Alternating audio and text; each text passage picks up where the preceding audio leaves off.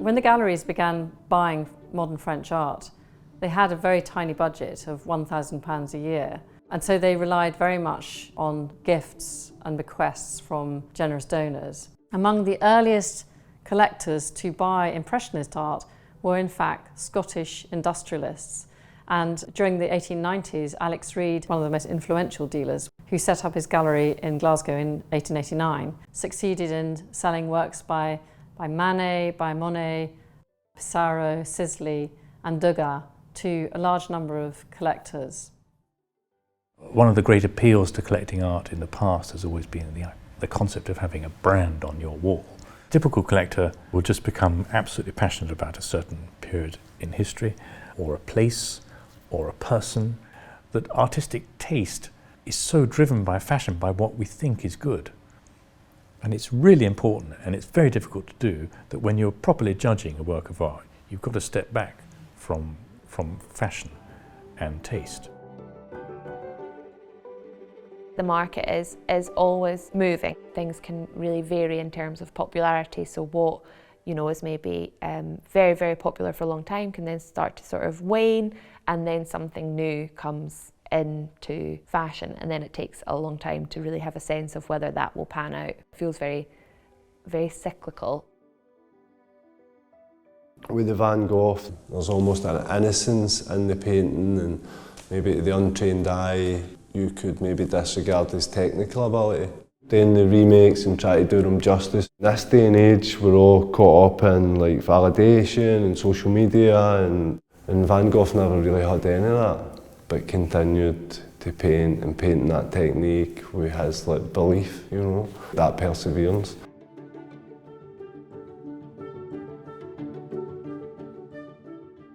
The exhibition has two main themes. On the one hand, it looks at the development of modern French art, and on the other hand, it focuses on the pioneer collectors who bought these pictures in the late 19th century and the early 20th century. A good example of the generosity of some of these donors is the collection which was left by Hugh Laird, which you can see in the first room. Scottish collectors were really quite remarkable in the way that they developed a taste for modern French painting in the second half of the 19th century, and they were prepared to take a punt on contemporary art.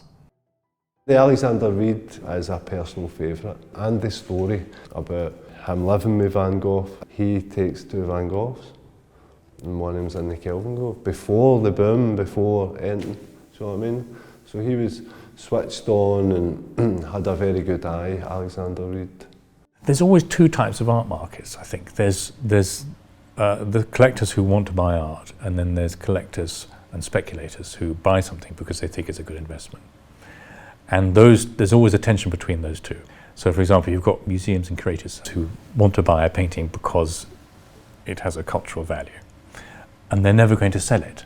So they're competing against the people who want to buy a Monet because actually it's quite a good place to store your money. So there's always scope for the museum, who is fleet of foot, to identify artists who may become valuable or celebrated in decades' time. And that's part of the game that museums and curators have always had to play.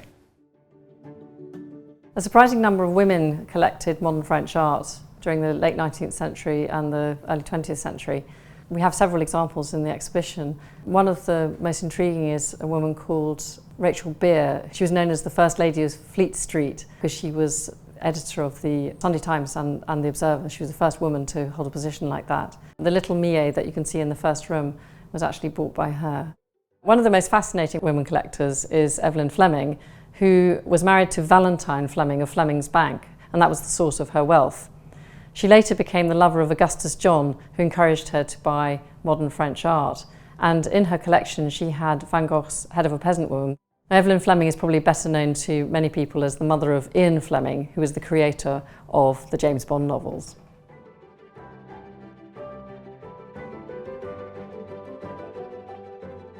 I mean, some people say that the contemporary art market, half of it is fake. I don't think I believe that. But fakers have always been there. I think one of the things that's so fascinating about fakes is it introduced that concept of a whodunit into art.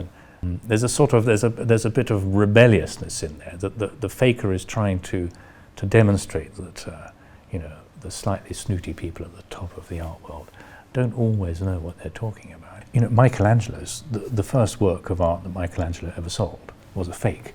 He made a fake of an ancient Roman sculpture. So they've always been with us. And the mere taking away of a correct attribution from an artwork can change its value from $10 million to $1,000, which is crazy if you think about it, because it's still the same object at the end of the day. It's just got a different name attached to it. There was a real industry for producing fakes on the back of this expanding art market.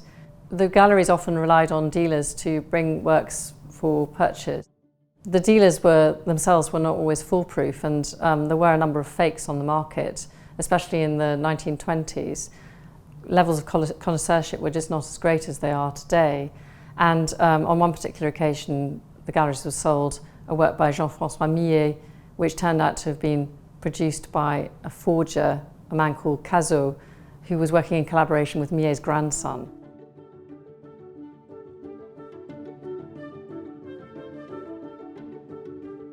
Today, Impressionism and Post-Impressionism still fetch huge prices at auction. An example is the recent sale of a Monet haystacks painting for $100 million at Sotheby's in New York, and also the sale of a Gauguin painting from the Tahitian period, which was sold privately for $300 million fairly recently. Obviously, with the Impressionist market, it's just been rising and rising for decades, and new world records are being set all the time. They've just recently set a Degas record in May, so people love to talk about investing in art, but it's a tricky business. We saw during the pandemic that the art market just keeps on functioning, and if you look at the First World War and the Second World War, the auction houses, they keep on going. People need to sell art, they want to buy art still. Quite healthy in a long-term art historical point of view to have that sort of churn where things change hands and tastes evolve.